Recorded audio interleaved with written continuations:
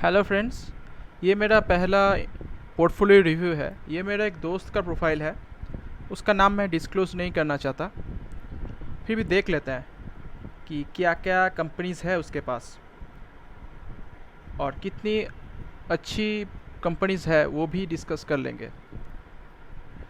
अगर आपको भी ऐसे टाइप का पोर्टफोलियो रिव्यू करवाना है तो मुझे भेज सकते हैं, मैं उसको पोर्टफोलियो रिव्यू करके बता दूंगा। और एक चीज़ कि ये कोई इन्वेस्टमेंट एडवाइस नहीं है, ये मेरा जस्ट एक ओपिनियन है। आप इसे डिसएग्री भी कर सकते हैं, चाहे तो एग्री भी कर सकते हैं। तो पहले देख लेते हैं। इसके पास है 22 होल्डिंग्स, देख सकते हैं, और लगभग 60,000 का इन्वेस्टमेंट हो चुका है, 59,433। और अभी तक इसको 9,500 का प्रॉफिट हो रहा है, मतलब लगभग 18% इसको प्रॉफिट हो रहा है। तो पहला कंपनी है टाटा पावर। अच्छा, पहले बता देते हैं कि होल्डिंग्स है इसके पास 22। अब जनरली 60,000 के अमाउंट में 22 कंपनीज इज़ ह्यूज। ऐसे इतना कंपनीज नहीं रखना चाहिए, ये मेरा ओपिनियन है, पर्सनल ओपिनियन है। तो पहला कंपनी है टाटा पावर। लगभग 200 के नीचे में ये भाव में ख़रीदा है, 70 शेयर्स है, और लगभग इसमें 2,500 का प्रॉफिट हो रहा है।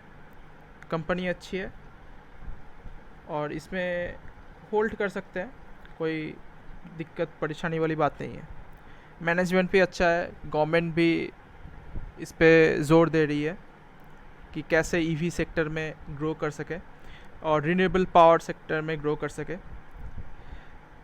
तो कंपनी अच्छी है। सेकंड है इसके पास टाटा एलेक्सी। टाटा एलेक्सी ख़रीदा है लगभग 1 साल पहले, क्योंकि ये भाव 4,303 में एक ही शेयर ख़रीदा है, तो अभी वो लगभग 8,000 हो गया है, मतलब ये 1 साल पहले ख़रीदा होगा। तो कंपनी अच्छी है, पर अभी फ़िलहाल वैल्यूएशन बहुत ऊपर आ चुका है। तो अभी फ़िलहाल वेट करते हैं कब इसका वैल्यूएशन नीचे गिर जाए, यानी कि स्टॉक प्राइस थोड़ा नीचे डिस्काउंटेड प्राइस में अवेलेबल हो, फिर जाके इसमें इन्वेस्टमेंट करने का मौका देखना चाहिए। नेक्स्ट है माइंड ट्री। अब माइंड ट्री में 2 शेयर्स है। रिसेंटली ख़रीदा होगा जब बाय ऑन डिप, मतलब एकदम 15,000 के 200 लेवल में निफ्टी जब गया था लास्ट, इस बार कुछ दिन पहले, तब इन्होंने शायद इन्वेस्टमेंट किया होगा। अच्छी कंपनी है। कुछ दिन बाद तो ये मर्ज भी होने वाला है LTI के साथ, means लर्सन and Toubro infotech.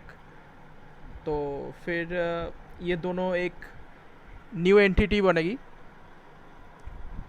Profit का ग्रोथ अच्छा है, मिड कैप IT कंपनी है, अच्छा है।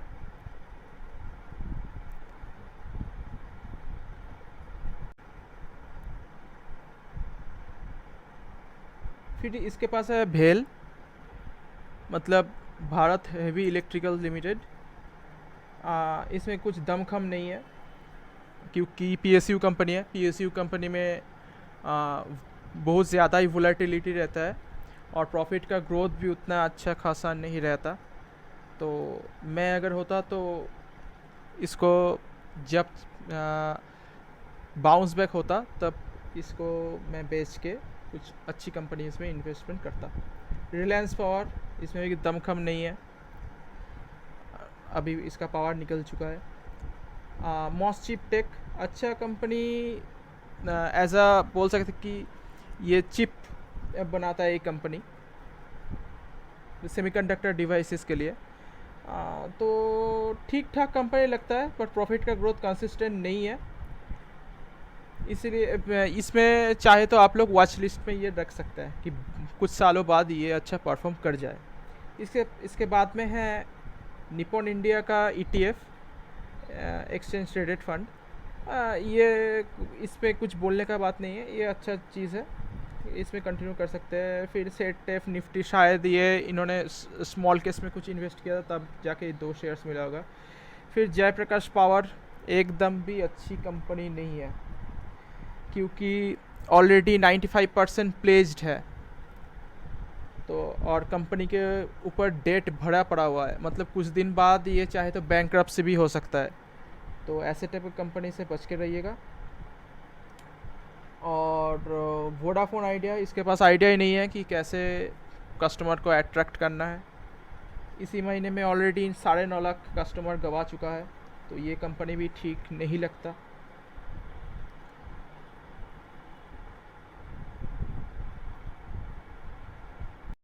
फिर इनके पास है अमृतांजन हेल्थ केयर, अच्छी कंपनी है, लगभग 100 साल से भी पुरानी कंपनी है। इसको चाहे तो होल्ड कर सकते हो। इसका प्रॉफिट का ग्रोथ भी स्लोली ग्रो कर रहा है, अच्छा है, कोई प्रॉब्लम वाली बात नहीं है। कंपनी के मैनेजमेंट भी अच्छा है, मैनेजमेंट में 3rd जनरेशन भी इसमें काम कर रहा है इस कंपनी का। फिर नेक्स्ट है बंधन बैंक, अच्छी कंपनी नहीं है। और फिर IDFC फर्स्ट बैंक,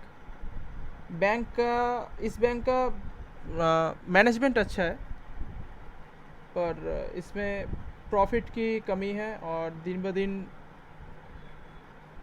स्टॉक का प्राइस भी गिरते जा रहा है क्योंकि लोगों के ऊपर भरोसा उठ चुका है।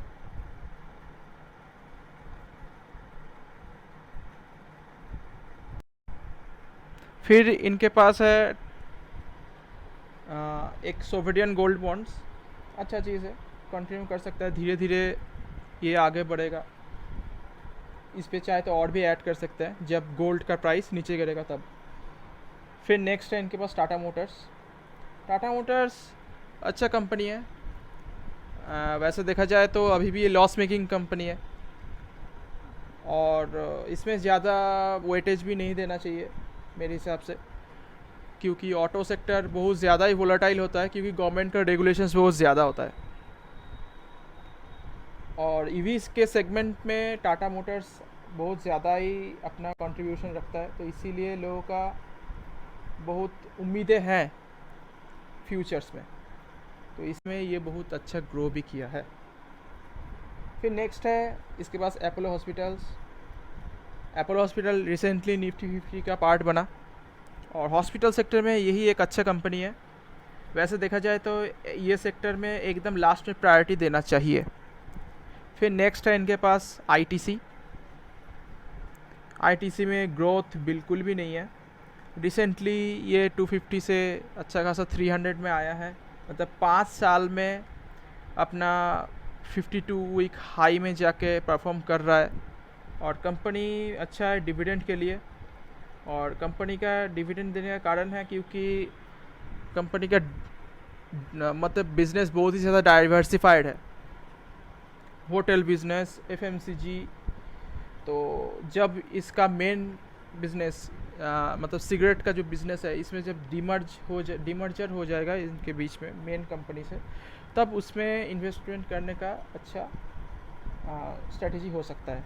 फ़िलहाल तो ये डिविडेंड देने वाली कंपनी है, ग्रोथ इसमें नहीं मिलेगा। फिर है KPIT टेक, कंपनी अच्छा है, ग्रोइंग है, ईवी के सेगमेंट में एक सर्विस सेक्टर है, बहुत ही अच्छी कंपनी है, इसमें कंटिन्यू कर सकते हैं। फिर है state bank of India, PSU bank है, प्रॉफिट उतना खास नहीं है, मतलब इन द सेंस कि प्रॉफिट उतना खास परसेंटेज से बढ़ता नहीं है, कभी कभी ये गिर भी जाता है।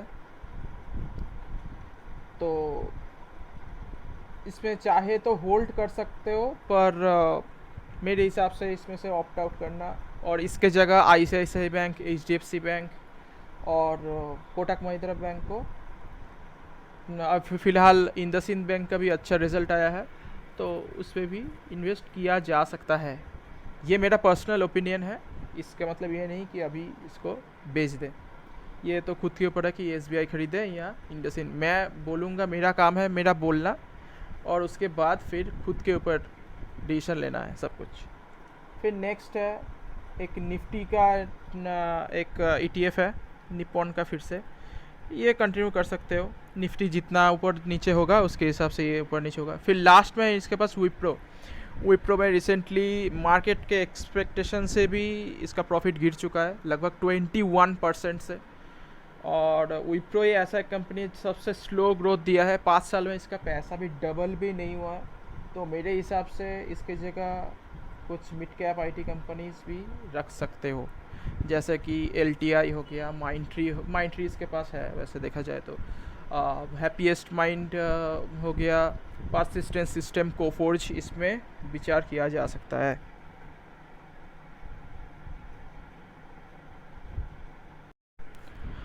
तो यही था मेरे दोस्त का पोर्टफोलियो। आपको कैसा लगा आप प्लीज़ कमेंट करके बता सकते हैं। तो आपको भी अगर पोर्टफोलियो रिव्यू करवाना है तो मेरे से करवा सकते हैं। तब तक के लिए गुड बाय।